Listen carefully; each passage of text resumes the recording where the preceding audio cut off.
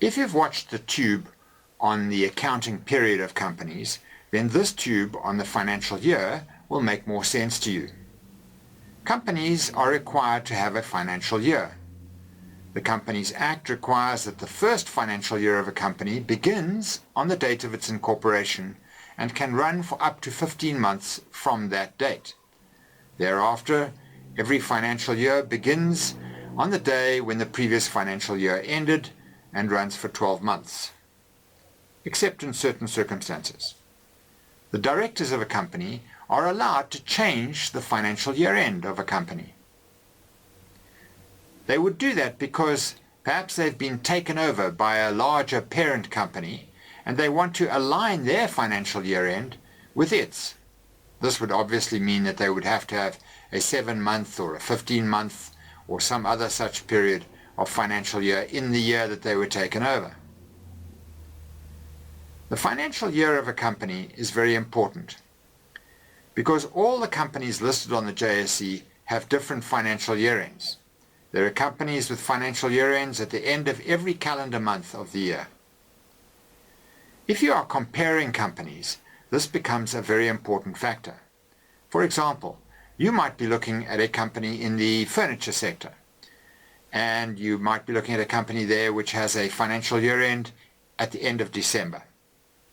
Obviously, if you're looking at this company in March, they would already have produced their financial statements.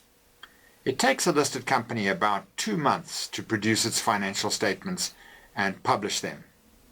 So if you're looking at this company in March, you'd be looking at its financial year end, which ended on the previous December. But let us suppose that you're comparing that company with another company in the furniture sector, which has a financial year end at the end of February.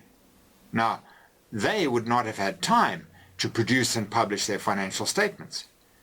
So this means that you might be trying to compare one company which has just produced an excellent set of results with another that is just about to. This issue is quite important, especially when you're dealing with companies in a sector which is heavily affected by the business cycle. We call those types of shares cyclical shares, and the furniture industry is one of those. The motor industry also. These are sectors where during a recession people tend to not buy as many of the products, and in a boom they buy far more.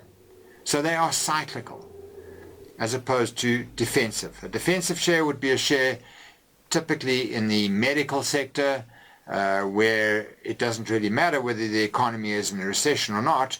If you need a triple bypass, you just have to pay for it. So they are very stable throughout the business cycle. But shares in the furniture sector go up and down and are somewhat more volatile. So in that sector, you need to be sure that you're comparing apples with apples. So a company with a financial year end 2 months earlier than the one that you're looking at might be giving you a completely different story. The financial year ends of all companies are in your stock exchange handbook.